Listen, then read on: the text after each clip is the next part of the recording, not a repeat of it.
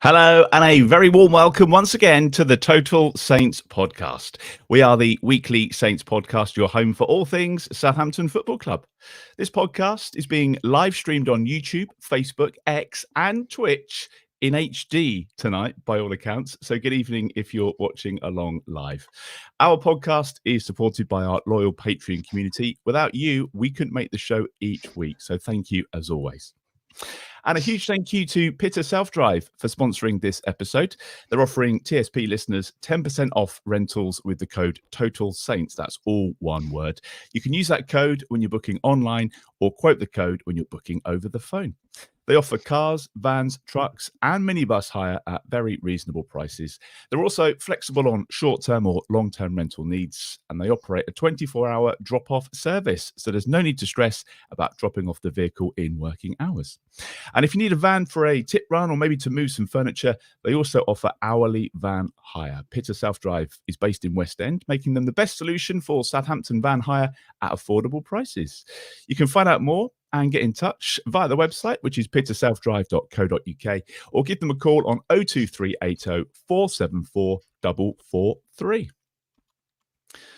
Coming up this week on the podcast, Saints extended their unbeaten run to 21 league matches with a comfortable win at Rotherham United. We're going to review that game. And we've got two home games this week. On Tuesday, it's the FA Cup fourth round replay against Watford. Then in the league, it's the visit of Huddersfield Town on Saturday. So we'll look ahead to both of those games. My name is Martin Starke, and joining me this evening is Glen Cour, who's the writer of the blog League One -10. Alfie House is senior Southampton reporter for the Daily Echo, and Steve Grant is the owner of SaintsWeb. All underpinned by our TSP patrons, this is episode 262 of the Total Saints podcast. Now, we start with the weekly nod to our Patreon community, whose monthly contributions support the show. There are 4 tiers ranging from £5 to £20 per month. And aside from supporting the podcast, each of those tiers has different perks, like access to the ad-free version of the podcast. There's exclusive TSP t-shirts and merch bundles. There's the TSP FPL, and you get access to our TSP events and much, much more. And this week, we are very excited to be launching the new look TSP shop. Now, there are some hoodies, t-shirts, and mugs to start. Loads more to come over the coming weeks, all modelled by us this evening. So if you fancy looking like Steve or maybe dressing like Glen Cour, then go and check it out and have a little look. We'll be adding the Patreon discounts to each tier as part of the membership perks, and we'll have that set up in the next few days. In the meantime, if you want to go and have a look, and I do recommend you check it out, you can head online. It's shop.totalsaints.co.uk. Now, if you want to get involved in supporting TSP each month, head over to patreon.com/Total Saints podcast for all the details. All those links are in the podcast show notes, and you'll find them in the YouTube description as well. Right, let's talk football, shall we? Saints moved back into second place with a decent win at bottom club Rotherham United. Alfie, you were there covering that game for the Echo. Was it as comfortable as it sounded? Yeah, I think it probably was, to be fair. Gavin Bazunu made a decent save at the end of either half, but other than that, he wasn't really tested at all. And obviously, Bednarek gave the side a perfect start on his 200th appearance. And I think, to be fair, Ryan Fraser basically won the game in the first sort of 35 minutes because it was him that was constantly peppering down the left. And then obviously a brilliant set for Adam Armstrong with his second as well. And I think they probably should have been 3-0 at half time, to be honest with you, because Will Smallbone had one that was saved by Johansson. I mean, that Johansson for Rotherham, I'm sure we'll get onto him, but he is excellent. And if any Premier League team wants a backup goalkeeper next season, I would be 100% going for him if he's available, because both games, St. Mary's and now at New York, he's been fantastic. But yeah, the second half, it was dull. It wasn't entertaining at all, but they didn't need to be. They were 2 goals up, they were cruising, and I think the packed away end sort of kept themselves entertained. I think from the 63rd minute onwards, it was basically 23 undefeated without stopping for the entire time. So yeah, another 3 points. Comfortable. They're not a very good side, and they're in a bit of trouble. I think their home support sort of reflected that, because it wasn't a brilliant atmosphere from everywhere else in the stadium. Glen, is it fair to say this was justice for Russell Martin after that draw earlier in the season, perhaps? Because that we spoke about this last week. That was one of the games that frustrated him immensely, and you kind of felt like if we got a decent win or at least 3 points, he would be able to get that out of his system. Yeah, I'm not sure justice is the right word. Maybe a bit of redemption. He obviously took this one very seriously, because the result against them earlier on in the season bothered him. So yeah, I think he would have been happy. It was interesting that we came up with a new kickoff routine right from the start, which had obviously been unveiled specifically for this game. And it was all about getting the first goal today and then keeping going in exactly the way that we didn't in the first game. So yeah, but as I said, he obviously really, really wanted to win this game, probably more so than any other game because of how much it keeps bothering him. I mean, Alfie's mentioned it quite a few times that he will randomly bring up the Rotherham game in press conferences when he's not asked about it. It's not just us, is it? No, he keeps on bringing it up. It's almost absolutely, he won't let us forget it. Yeah, because that was the time when his old philosophy. We played well enough. We had 90% possession or whatever, and we ended up only getting 1 point. So that was the time it didn't work out for him. But I mean, we were warned there would be days like that when he became our manager. But thankfully, recently at least, or since that game, there haven't been too many of them. So yeah, happy days, and it was comfortable against what I thought were basically Rotherham were like a pub team, really. I thought they were a pub team with a world-class goalkeeper playing as a ringer. That's what it reminded me of. There's a temptation when you get a little bit older to look back at football in the old days and get a bit nostalgic about, football used to be better. But I mean, it was Tranmere Rovers in the League Cup, wasn't it? With the centre half going up to take throw-ins from both sides and just launching missiles into the box. It was just they were rubbish, really, and they won't be a loss to the Championship when they inevitably go down. I mean, most teams try and play some football, at least try and play. But I don't think I've seen a team that attempted even to play less than Rotherham did. So, but it could have been tricky. But we've learned. We're a better team now than we were back then, and got the job done. Steve, you were there yesterday. I mean, what was it like? Good atmosphere. I mean, they've ground out some results, haven't they? So really, you kind of go, it's a good win away from home again. Yeah, it was a potential banana skin given, as you say, their record against the other good sides. Ipswich and Leeds have gone away with only a point. Middlesbrough got beat. Leicester needed an injury time winner. So, yeah, to have got it done in such comfortable fashion. I mean, I think that partly that's reflective of the fact that Rotherham have now been kind of cut adrift a little bit, and there's less hope for them, really. So they don't kind of go into games with the same gung ho sort of attitude against these against the bigger sides that they perhaps did earlier in the season. But yeah, as mentioned, that kickoff routine, we were on it from literally the first kick, and I mean, we score in the 4th minute, and yet you could justifiably say that goal had already been coming. It was no surprise when the ball hit the back of the net, and yeah, we just did our jobs. Little fuss. I mean, the pitch was tacky, to say the least. Ball bobbling up off people's shins all the time, and it looked difficult to keep possession at times. But we kind of worked the ball into space and allowed runners to kind of negate the pitch conditions, so that we weren't trying to always play pretty triangles in the toughest parts of the pitch. We were actually looking for the ball kind of through the channel and in behind a lot. And obviously Ryan Fraser had a whole lot of success in the first half hour, 40 minutes of the game through doing that. Second half was, I mean, as Alfie said, was a bit of a non-event, really. Could still have scored a couple, but just saw the game out with a minimum of fuss, really. The second half was an interesting one, wasn't it, Alfie? I mean, what was it for you when it kind of like went off the boil a bit? Was it a case of job done, or was it having to deal with Rotherham and the way they play? How come the effort just kind of like dropped in the second half a bit? Yeah, well, I don't think Russell Martin would refute that the effort dropped in the second half.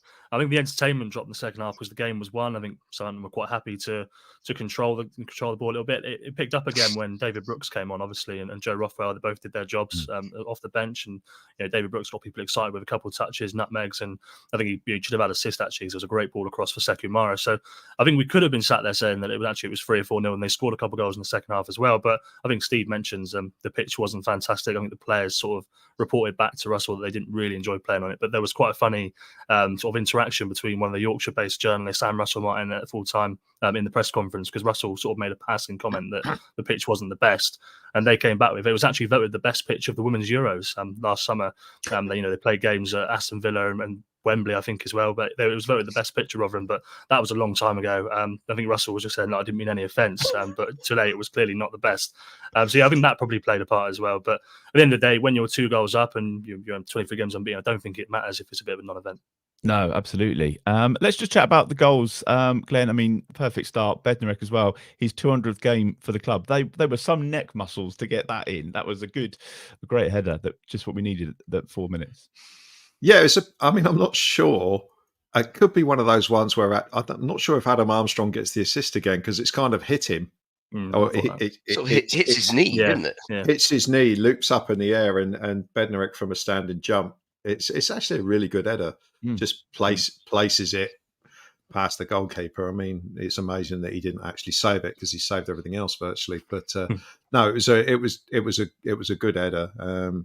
It's interesting to hear Russell Martin say afterwards that they've been on at Bednarek about scoring more goals because he doesn't score enough for a guy of his size. And he had a little run sort of 2 or 3 years ago where he scored 3 or 4 goals in about sort of 15 games or something. But he's not looked dangerous at all this season. It's mainly been Harwood Bellis who's looked like the threatening one at that end of the pitch. So.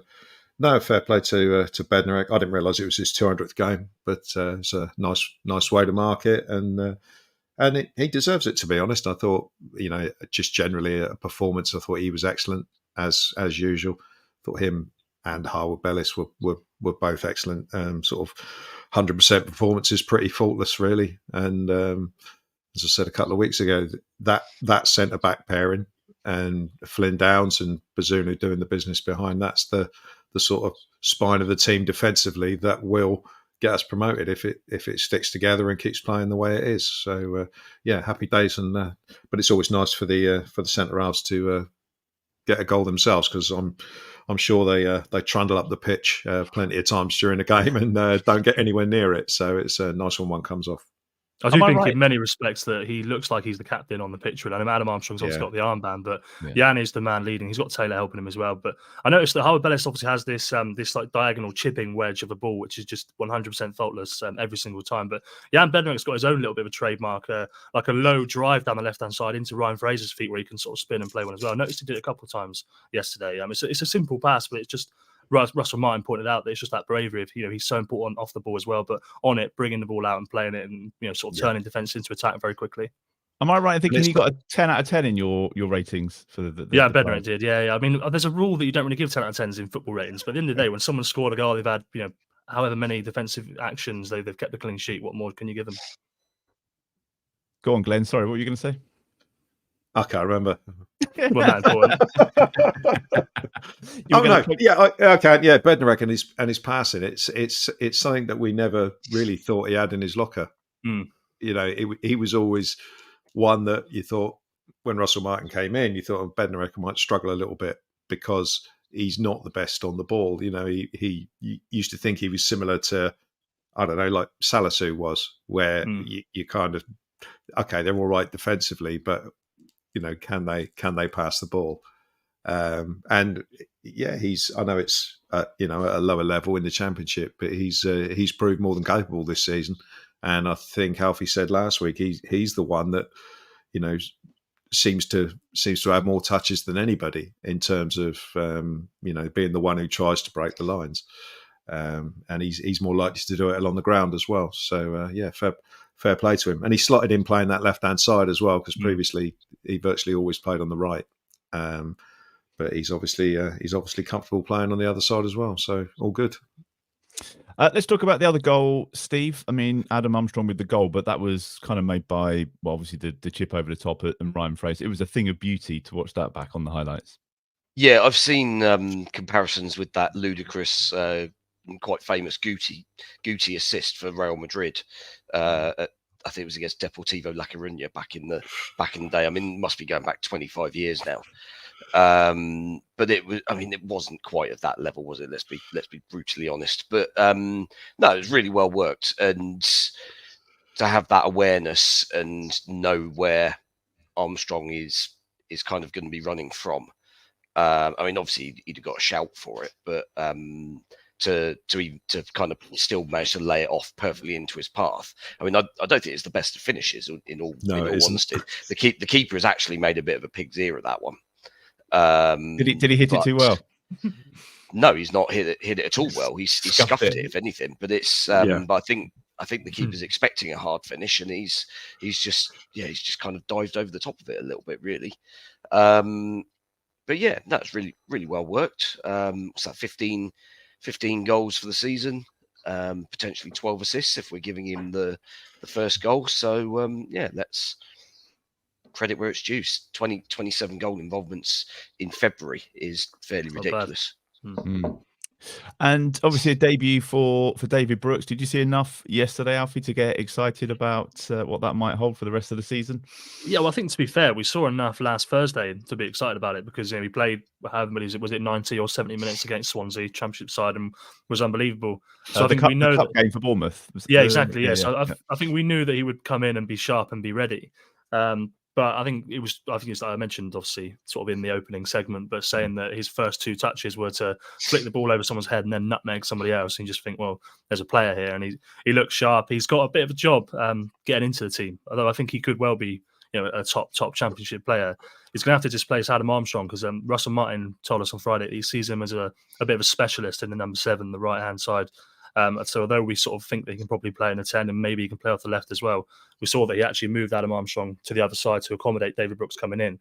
And realistically, I don't think you're going to be moving Adam Armstrong out of his preferred position all too often, if I'm being honest. But he's going to be an important player. Obviously, they've got so many games coming up. It's just a shame that he's cup tired already, so he can't play 90 minutes on Tuesday and sort of get a couple goals and show everybody what it's about.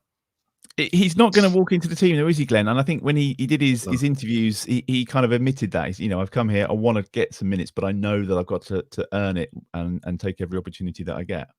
Yeah, you're always a little bit worried when loan players come in that there's some sort of guaranteed minutes. I know, as Steve said last week, that tends to be younger players that happens for. But yeah, the good thing about Brooks is I'm not remotely worried that he's going to upset any sort of like harmony in the squad, because he just seems like, a top guy. And the key line for me when he said, I've got to try and earn some minutes, whereas, implying that he knows it isn't going to be easy. He's coming into a side that's 20 whatever games unbeaten. So it's not as if we're struggling. It's not like, Holgate's gone to Sheffield United and they're desperate. So he's going to play and lose 5-0. But 2 5-0 debuts. What a season! Yeah. So, I mean, it's so it's not like that. He's coming into a team that's going very well. So, so the more I thought about that one, I just think you can't have too many good players, and he can slot in elsewhere as Adam Armstrong can. So he will get minutes. Whether he starts many games, I don't know. I think Brooks sees it is that he'll play more, get more minutes playing for us than he was getting for Bournemouth, and Rothwell's probably the same. It was interesting that Rothwell looked a little bit better. I'm still not convinced, and we'll come on to Charlie Alcaraz later, I'm sure. But yeah, I mean, but with regards to Brooks, he's obviously a very good player at this level, and it's similar to Ryan Fraser really, in that there's a Premier League level player there, and for different reasons they've got to fight to get into the team, and they've got to prove what they're about. And if he's half as successful as Fraser has been, then it's going to be a good time for everybody. Just a word on the league position before we move on, Steve. I mean, we're second for the first time on merit, played one game less than Leeds. I think, for me, the Ipswich result was the one that I was following more closely yesterday. That seemed to be a bit more significant than ours. As you mentioned, Leicester are they've just got that ruthlessness at the moment. But is there now that added pressure that comes with being second? We've been chasing Ipswich. Now we're in that position. The pressure's on us all of a sudden. I mean, maybe. I genuinely don't know whether the team and management take that much notice. I mean, they'll kind of. I mean, let's be honest. They'll say, "Oh, we don't look at the league table. We're just taking it one game at a time. You can only concentrate on doing your own thing," which is all kind of true and fair. But I mean, I'm sure it'd be a little bit weird if people weren't looking and seeing kind of what the context of each result was and whether it was giving you any breathing room. And Ipswich have finally kind of put in one of those, by all accounts, that their first half was just one of those performances where they were just an absolute mess. And yeah, I mean, they fought back second half. Kiefer Moore was quite key to their sort of near comeback in the second half. So that's going to be one to watch out for, that loan signing, because I think he might have a good impact for them. But yeah, we've taken advantage, and we're it's now our position to kind of fortify. Really, just got to keep ploughing away. I did see someone joking yesterday that the Leeds fans know our fixture list better than we do. They've been quoting who we've got to play and when we've got to play them and where we've got to go to and the results that have come against the top sides and those that haven't. So we shall see. Nevertheless, clean sheet, no injuries, and onto the cup. I just want to do the rounds for Player of the Week. I guess, Alfie, if you've given someone a 10 out of 10 in your newspaper, then there's only one person you can really nominate. Yeah, I mean, there were a couple of 9s as well, I think. But yeah, I mean, for me, Jan Bednarek, he's the leader on the pitch. He's just so important to his team, and he was absolutely immense yesterday. So yeah, for me, Jan Bednarek. We'll put Bednarek down first. Glenn, any other standouts for you? Ryan Fraser, just for his. I love the run for the second goal. He looks to make that run all the time. He sort of takes a couple of steps across and then darts in behind. He always seems to time it well. So you look at him and you think he must be offside, but he obviously isn't on a number of occasions. In fact, I don't remember him getting caught offside. He just seems to time that really well. So I'd say he was definitely worth a shout, and probably a bit unsung. But I thought Will Smallbone played well again. I think he's putting together a string of decent performances now. I think the last 3 times he's forget the Watford Cup game. He was okay in that, but I think the last 3 league performances he's been decent. So he made a run through the channel at pace, which is like, I know. I've not seen you do this before. This is new. He was unlucky not to. He was unlucky not to score, wasn't he? That was a great save. Absolutely ridiculous save. Yeah, I was going to say, interestingly, Russell Martin said to me in the press conference after that he's never seen sort of Will Smallbone, I guess, sort of training so so hard, sort of performing so well since Joe Rothwell came in. He really thinks that addition has obviously lifted his levels. I mean, he would say that wouldn't need to sort of back up his transfer, but it was a comment that he made sort of unprovoked. Steve, anybody else you want to add to the list? I thought Stu Armstrong was very good for an hour. He seemed to be the one that tired the most obviously, and yet we left him on the whole game, which I found a little bit odd. But yeah, first hour he was everywhere, constantly involved, and yeah, he's just the glue that kind of links all the little different creative parts of the team together. Just makes it tick. So yeah, I'll go for him again. All right, we'll get that poll on social media in just a bit. Tuesday night is, I think, our 3rd of 4 games against Watford this season. It's the FA Cup 4th round replay. A trip to Anfield for the winners in the next round. Let's have a little look ahead to that. Steve, how would you approach this one? I guess we're not going to see the changes that we saw last time. No, I think we will see more or less this. I mean, other than the players that aren't here, so no Holgate, no Alcaraz, I think we'll see exactly the same. Russell Martin has already kind of demonstrated what he thinks of this tie, and having earned in inverted commas, a potential tie at Anfield in the next round. It's like, well, do we need that distraction? Do we need the likely? Because you would go up there, you would need to put your full strength side out. I don't think we would be able to go up to Anfield and play a reserve team. So do we need a midweek round of games where we need to put a full 11 out? I would say not.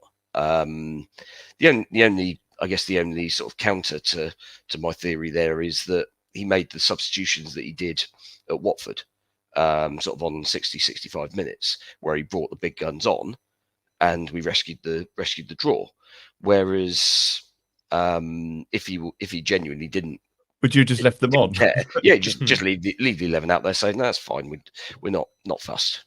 Because the draw had been made as well, wasn't it? It's that bizarre thing halfway through the second half where the draw was taking place. So word would have got ludicrous. I think Glen sort of said it last week, but I do think from a personal point of view that Russell Martin does really want to go to Anfield. He does want to test himself against Jurgen Klopp. So there's no doubt in my mind that he wants to win that game. He'll obviously make 7 or 8 changes, I think, just because he feels he has to and he wants to give players minutes, but they'll be trying to win.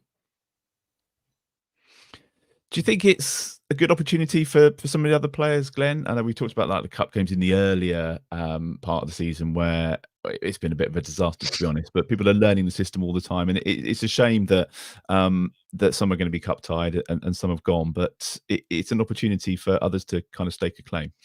Well, we talked after the Watford game that no one who wasn't a regular in the league side really put their hand up and said, I'm ready to play. Tyler Diblin got given a game, didn't set the world alight. Some of the other fringe players, Sekou Mara, for example, didn't set the world alight. Joe Rothwell didn't set the world alight. There was a lot of that, sort of like throughout that performance against Watford, which is why we had to make the 4 substitutions in the second half to try and rescue it. So, it is another opportunity. I do, because we've lost 2 players basically from that lineup that played against Watford, and we haven't gained any because Brooks is cup tied. I could maybe see someone like Cam Bragg starting a game. I could see maybe him coming into the midfield. So then maybe that would be a massive opportunity for him. You've got to think that maybe Sam Ammo or Tyler Diblin will get given another go, and to see what they can do. Jaden Magoma will play again. Yeah. And it'll be and obviously Jack Stevens will start somewhere, either centre back or right back, to try and get him up to speed again. But it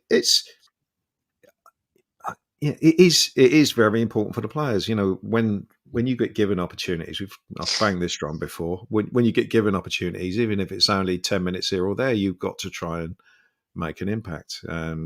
Repeating myself again, you saw James Bree do that earlier on in the season. Came from nowhere, got picked, everybody cringed, and he played well and he stayed in the side. Joe Aribo's done the same. Come from nowhere, got in the side, and suddenly we're talking about actually missing him, which is not something that would have happened a few months ago. So it's a big game for the likes of Sekou. I'm going to keep banging this drum as well. Sekou Mara, when's he going to step up? When's he going to actually put in a performance where you think, oh, okay, this guy might be a legitimate option to play centre forward if someone's injured. So there's opportunity out there for people, and it's just whether it comes together in a coherent enough fashion to be too good for whatever team Watford put out. And I suppose, Alfie, it's about keeping the momentum ticking over, because we saw Ipswich lose their cup game and then they lose the league game after that. So you just want to, Glenn, I think, touched on it last week. If you're going to go to Anfield and get beat, that's okay. You can go there and you can lose your unbeaten record, but you want to keep that momentum going at home if you can. Yeah, you might as well keep the unbeaten run going. You might as well win at home. You might as well win every game you play if you can. So I understand that it's obviously not the priority, but they'll 100% be trying to win. I think the other thing I'll be looking forward to is there will be minutes for Samadozi as well. Whether he's fit enough to start or not, I don't know. I think sort of what Russell Martin said, he alluded he maybe won't be, but he'll get 30 minutes or something. I think he had, what was it, four goals in his last sort of 5 or 6 games before he got injured, so it'd be a chance for him to get some more minutes as well. But yeah, I mean, the interesting one that Glenn mentioned for me is the Sam Ammo and the Tyler Diblin one, because both of them seem to do better when they came off the bench. Obviously, it's completely different prospects, starting a game and coming on with no defensive responsibilities and just sort of having the free run at somebody who's already knackered. So it'd be interesting to see which one of those he picks. I think one of them will start, and Jayden Magoma as well. I'm pretty sure Jayden Magoma will start to give Ryan Manning a day off. And I thought that Jayden Magoma actually looked really good against Watford. Like, you wouldn't have been able to tell that he was one of the under-18s, so to speak, in that game. So yeah, good opportunities all round. And I don't think Watford have won a game since, have they? Watford haven't won a game since we played them. So, what were you going to say, Glenn? Is there extra time potentially in this sort of goes? Extra time and penalties. That's the worst case scenario then. Well, with Sam Edozie, for example, it's a bit of a risk putting him on the hour mark, and then he might have to play another half an hour. So I would suggest maybe he'll start and they'll try and get him to half time and then take him off. But yeah, because you don't want him having to play another. You do get a sixth sub, don't you? To be fair, so you get an extra sub. Extra time. Yeah, if I'm right. So you could do that, but yeah, I hadn't thought about that. This is the last round, though, isn't it? Where they go straight to penalties after this, isn't it? For no replays, no extra times. Is that right? I think there's still extra time. Is there? But there's definitely no replays. Not that would be anything to bear in mind at Anfield anyway. So. Get a point at Anfield. Get a draw ring. All right. It is a really busy month. Obviously, the busy month of February continues then with a home game on Saturday against Huddersfield. Glenn, it's another chance to get revenge for a poor result earlier in the season. Yeah, it was, and we really didn't play well at all in that game. We had a little sort of 5-minute spell when we scored, but up to then we weren't great. And in the second half, we were terrible. That was when we were still almost being complacent at 1-0. And yeah, we were terrible. And then they scored a fluke, wasn't it? It was a sort of left-footed cross from the right that everybody missed. Floated over someone's head and bounced, and Bazunu didn't get across. So it was a poor couple of points to drop. But like with the Rotherham game, we've improved so much since then that you've got to think that if we take the lead, and especially at home, where since that Rotherham home game we've won every game, so obviously that's going to come to an end at some point. But I don't see it against Huddersfield, even though they had a good result at the weekend. They've sacked the manager, haven't they? Since potential new manager bounce, Michael Duff coming in potentially. Yeah, the Swansea PE teacher. Who, I imagine he'll be trying to delay his appointment until after they've played us. So I can't imagine he'd want to face Russell Martin at St Mary's straight away. But no, I don't really see too much to fear with this one, even though they've had a good result. And we've just got to do the business like we have been doing against these sort of teams, and there shouldn't be any sort of repeat of the dropping of points that we had at Huddersfield's ground. When you look at the fixtures, Steve, there's some tricky ones coming up after this, and I'm not being disrespectful, but it kind of seems to me that this might be the easier of the games this month, and this is a good chance to get 3 more points in the bag before. I think, is it like Bristol City, and I think we've got West Brom coming up too. They're not going to be easy games. Yeah, there's a whole sort of bump in the road coming. I'm sure the Leeds fans will correct me in the comments if I got it wrong. But yes. Bristol City were really just toothless against Leeds on Friday. It's really disappointing. I was hoping they were going to kind of go at them a little bit and kind of give them a bit of a test, but they didn't show anything. So if they're kind of the same against us, then I actually don't think that game's going to be as much of a problem. West Brom at the Hawthorns are a tough proposition. They've got a very good home record. Late win against Birmingham yesterday, Huddersfield is without a doubt the sort of the one on that run of games coming up where you'd say, absolutely that's a home win, and I don't think I'd be going anywhere other than a comfortable home win for that. Alfie, this was the game back in November, I think, where we were struggling to get that second goal. I think you wrote about it at the time. We spoke about it at the time. That was what was really costing us, especially away from home. But it seems that we're over that now. So that shouldn't be a problem on Saturday. Yeah, well, away from home, I think it's still been since February 2020 that Saints haven't won by 3 goals on the road. So I suppose you could say that's something that is still going on. But this one you'd like to think it will be routine enough. At home, it'll be a full strength side. It'll be probably well, depending on what happens on Tuesday night, I suppose it'll probably be exactly the same 11 that played the last 2 league games, and there's no reason to fear anything other than a home win. So, yeah, I'm actually going to be missing this one because I'm going to Iceland for a few days. This will be the first league game I'm missing for quite a long time, which is a bit of a shame. So I'm hoping I don't miss any fireworks. I'm sure I won't. Let's hope that's not an omen. There was a bit of anger around at the time, wasn't there? I remember, like, back in November, Glenn, people thinking that was it. You know, we're never going to make the automatics after that result. When we were chucking them away, because I think the others did. Ipswich and Leicester drop some points that weekend as well. There was a lot of people thinking, actually, we're not going to get the automatics at this rate. But we've come a long way since then.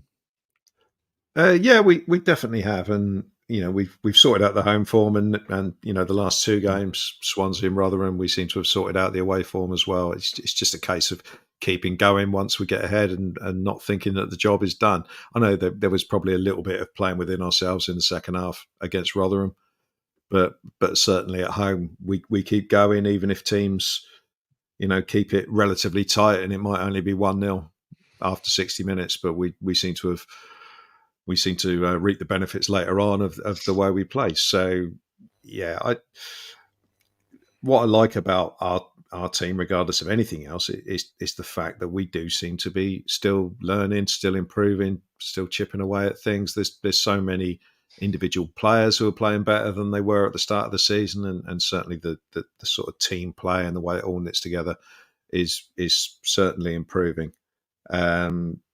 You know, maybe set pieces will come together.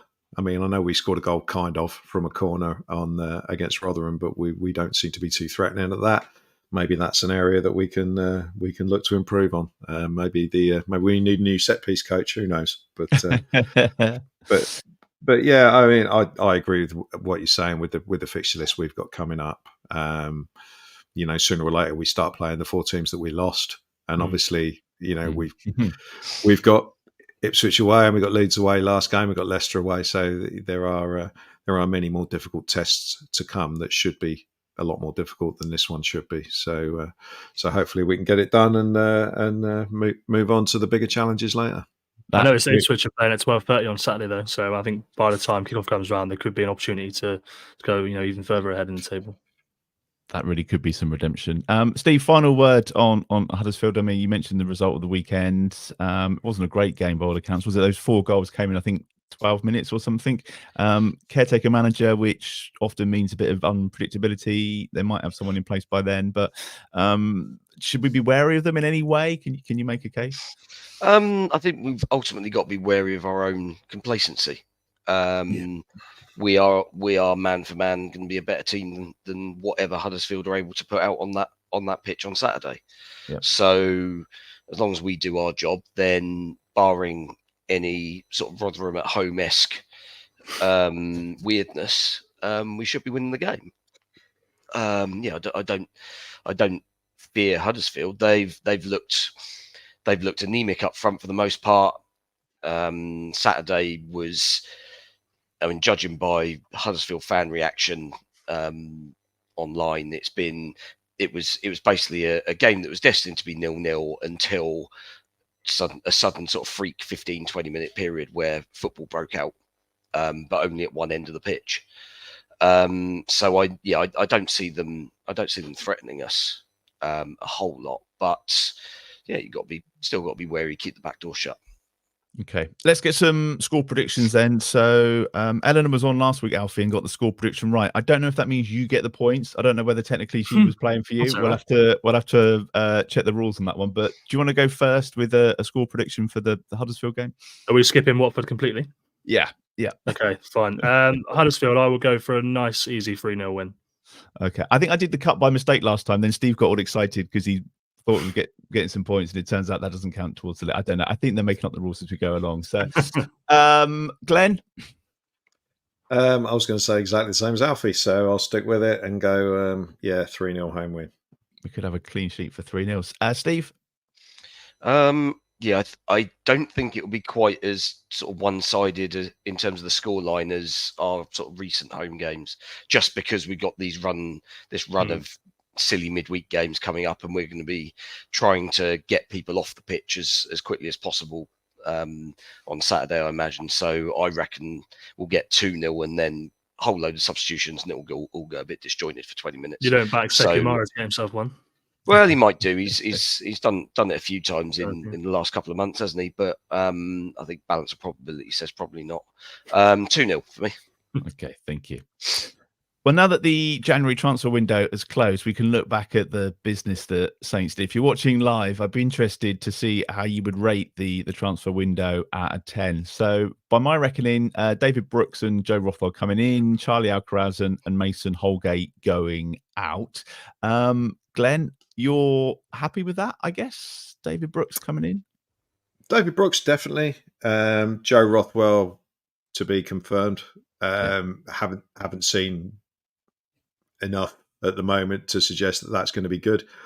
I was wondering sort of how he was going to get game time along with all the other players. Maybe we knew at the time that Charlie Alcaraz was going to move. But yeah, I'm happy with Brooks and Rothwell's got a bit to prove. So we'll have to wait and see on that one. I said at the time, I didn't really know what sort of player he was. Saw a little bit of him driving forward against Rotherham. He doesn't look like a defensive midfielder. He doesn't look like a tackler. He doesn't look particularly like he's quick about the park. Sort of off the ball. Doesn't seem to be a lot of defensive nous there. So yeah, I think he's a sort of Stuart Armstrong type of player, even more so than a Will Smallbone type of player. So taking the place in the squad that Alcaraz has vacated, I guess is I guess that suits him. So yeah, we'll have to wait and see on that one. But David Brooks, I'm looking forward to seeing play, even if it's only as a sub to start with, unless someone gets injured. Let's talk about the Charlie Alcaraz one. It was, I don't know, it kind of makes sense the more you think about it, Steve. When I saw that he was off and I saw the links, you thought, I don't know if this is a good idea. And then you kind of read some of the explanations behind it and you think actually it might kind of work out best for all of us. I mean, from a financial perspective, it's it kind of makes a fair bit of sense. We get a chunk of money in now, which allays any even potentially lingering fears that we had that we might be sort of skirting on the edge of profit and sustainability limits. I don't think we'll be anywhere near them now with that, and obviously his wages are off the books, I think. So yeah, I think from the short term perspective, it kind of makes a bit of sense in that he's not getting a regular game in the team. And I mean, I don't for 1 minute think that he's necessarily a sort of troublemaker or anything. But if he's been even just asking the question of why am I not playing, and he's not getting a satisfactory answer, then you run the risk of making a player unhappy, and that can breed throughout the team. So I think letting the player go to somewhere else and Juventus is a massive club. It's a huge step up for him, which I find extraordinary, given that he can't get, as I say, he can't get into a championship team, and yet he's been wanted by the team that are currently top of Serie A. So be very interesting to see how he gets on there. Maybe the Italian game is more suited to him. Maybe he gets plenty of game time, and actually Juventus do somehow find 45 million euros down the back of a sofa somewhere. But I mean, quite frankly, I don't think they've got the money. So you think he'll be back in the summer, or maybe looking for somewhere else? I'm 99% certain. I mean, 99% certain he won't be at Juventus next season. That's for sure. Because quite simply, I don't think they've got the finances to do it. But especially for a player that's only played at the level that he's played at, really. I mean, he's got about 15 games in the Premier League where he stood out in a god awful team. I mean, you can't. It's very difficult to read an awful lot into that, sort of one way or the other, I think. But it'll be very interesting to see how he gets on. It might be that him going there and doing a bit doesn't necessarily need to pull up any trees, but he'll learn a lot there, certainly in terms of tactics. Because one thing that's been very evident is that one of the key reasons why he's not getting regular games for us is because he doesn't seem to listen to instructions.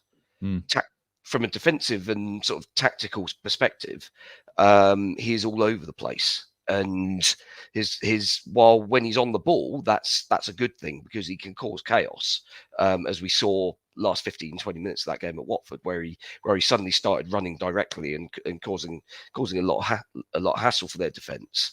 When you're in a more structured phase of the game and you're having to do defensive work, but you're not tracking runners, and you're not kind of getting back into defensive shape and pressing in the right areas and things like that, then the whole system can fall apart. And we found in the Watford league game that he played that in both halves the midfield completely fell apart when we lost the kind of control of the game. So hopefully that side of the game is something that he'll be able to learn in a country where tactical strength is one of the big selling points, I think, of Italian football, or certainly has been over the years. So hopefully, if he comes back in the summer, we're a Premier League side again, and he's happy to come back, and he's learned a few things, and we go again. Yeah, Jason Wilcox's comments were very oriented around him coming back and playing for something next season, weren't they? After the transfer, I think the other clever thing that it probably does when I look at it is, you've got Alcaraz's agent talking about these other 2 Premier League clubs that wanted him in January. For Saints, setting this sort of 45 million valuation, it lets other clubs know what they're going to be looking for. If anyone comes in the summer, they're going to have to sort of stump up some cash for him. So there's no chance you're going to get him on a 20 million bid or anything like that. They've set their marker out. This is what we think he's worth. He either comes and plays for us or you pay it. And he signed that new deal as well, didn't he, Glenn? Just back in the summer, wasn't it? Not that long ago. So they've protected the value of the asset there for sure. Yeah, it's a bit of a strange one. I thought that was a bit of a strange one at the time because he'd obviously only been there 6 months, whatever, and you're signing a new contract after 6 months. So it was obviously more a business decision than a rewarding a player for, or trying to get him to stay for a long period of time. It's just the way the modern game is, I guess. You often hear about protecting the value of the asset with contracts running down and Bosman rulings and all that sort of stuff, and that's why they offered Che Adams a 1 year, wasn't it, to try and stave off this fact that he's going to walk for nothing at the end of this year, in all likelihood. So when did they offer him a 1 year? I thought they offered him a 1 year. Sort of like earlier on this season. This season it was a 3-year contract offered. Oh, was it? Oh, okay, fair enough. It was the same money, but 3-year contract. No more money. That's right. Yeah. But but that's the sort of thing that goes on these days.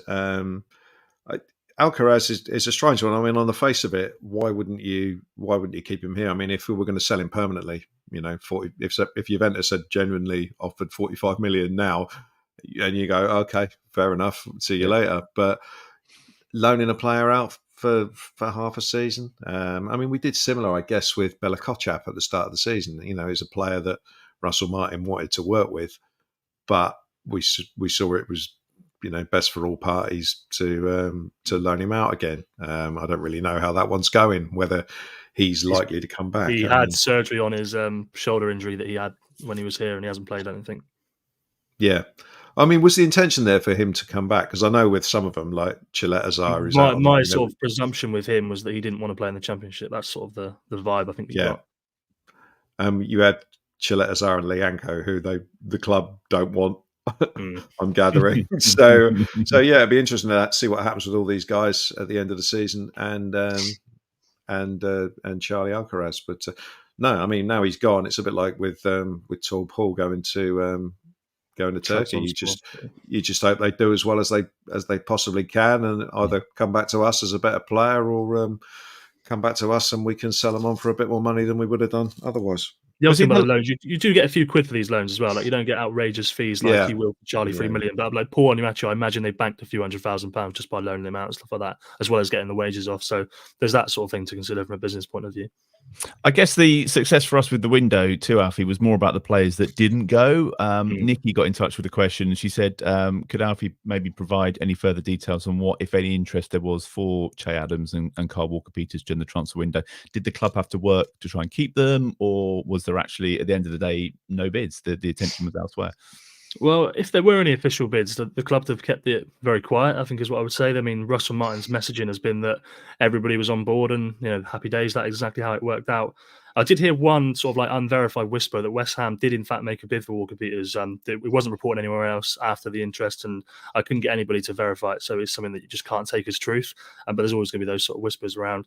The couple of times I did speak to Phil Parsons at the training ground or under 21s games, he always made the point of being a little bit worried about a bid coming in sort of last minute and maybe players knocking on the door, sort of asking to leave. I think we saw how the window ended in the summer and the effect it had. But Russell Martin spent deadline day walking his Cocker Spaniel, so he clearly wasn't that worried about it.